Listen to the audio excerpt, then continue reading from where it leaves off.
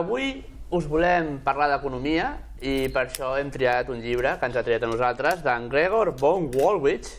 El llibre l'han posat aquí en castellà, Mr. Smith i el paraíso o la invenció del benestar.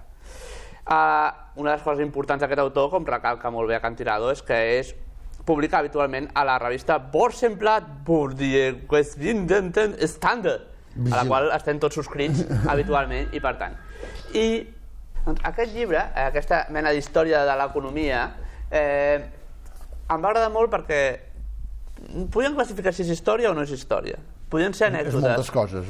Perquè va fent salts endavant i enrere i comença en el punt en què Voltaire es converteix al capitalisme després de que li fotin una mà de pals per enfotre-se'n d'un noble.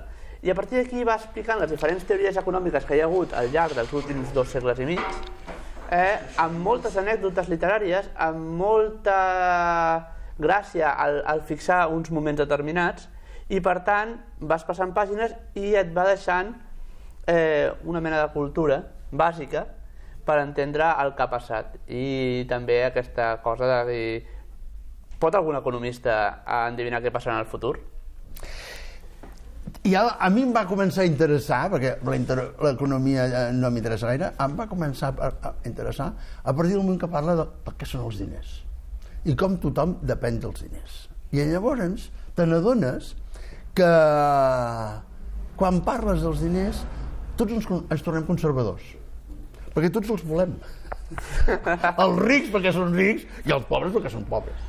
I llavors ell pretén fer ciència d'això.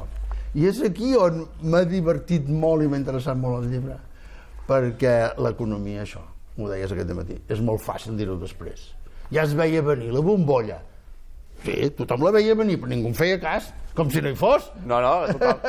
I a vegades quan vas pel món i veus països que estan fent una bombolla, i arribes i ho veus i dius, aquí això quan peti serà un desastre, no? Clar.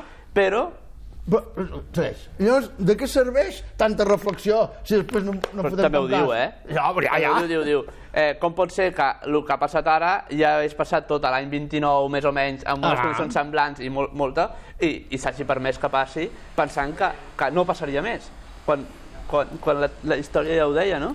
L'ànima humana, per això m'ha agradat el llibre. Sí, doncs retrata una ànima humana, ens ha agradat molt i el recomanem.